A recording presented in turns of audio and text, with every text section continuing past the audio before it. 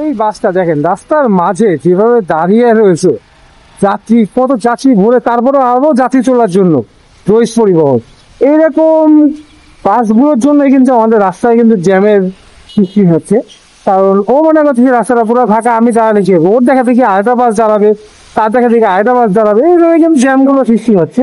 ঢাকা শহরের রাস্তাগুলো যতখানি চওড়া, তাতে কিন্তু আসলে জ্যাম করার কথাই নেই। তারপরেও আমাদের জ্যাম পড়ছে একটাই কারণ, যে আপনার এই যে রাস্তার মাঝে অপরিকল্পিত ভাবে বাস দাঁড়ানো, তারপর যাত্রী তোলা, যাত্রী নামানো, এইসব কারণেই কিন্তু জ্যামগুলো হচ্ছে।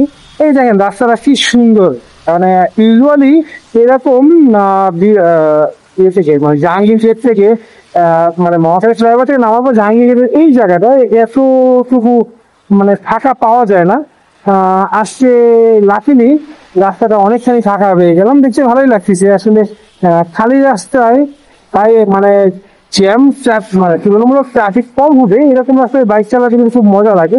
আবার সাথে সাথে কিন্তু একটা ভয়ও কাজ করে, কারণ এইরকম ফাঁকা রাস্তায় কিছু কিছু বাইকার বা গাড়ি আছে যারা এত ওভার স্পিডে রাইড করবে যে আপনার জন্য বিপজ্জনক। আর আমাদের সড়ক দুর্ঘটনাগুলো শেষে দেখা যায় যে সবসময় যে আপনার দোষ থাকবে তা না, আপনি ভালো মতো নিয়ম মেনে রাইড করছেন, তারপরেও কিন্তু আপনার অ্যাক্সিডেন্ট হওয়ার সম্ভাবনা হতে পারে, কারণ আরেকজন যে উল্টাপাল্টা চালায় আপনাকে মেরে দিল।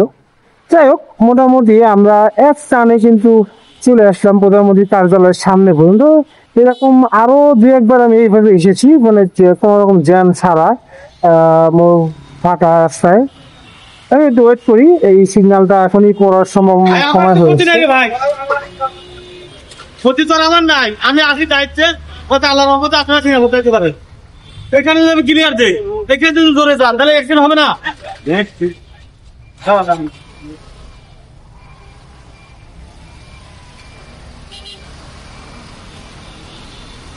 এই রাস্তাটাও কিন্তু ইউজুয়ালি ফাঁকা পাওয়া যায় না, কিন্তু আসছে লাকিলি আমরা এই রাস্তাটা ফাঁকা পেয়ে গেছি। তো সুন্দর একটা কর্নারিং চোখে পারলাম, ভালোই লাগছে। যাই হোক,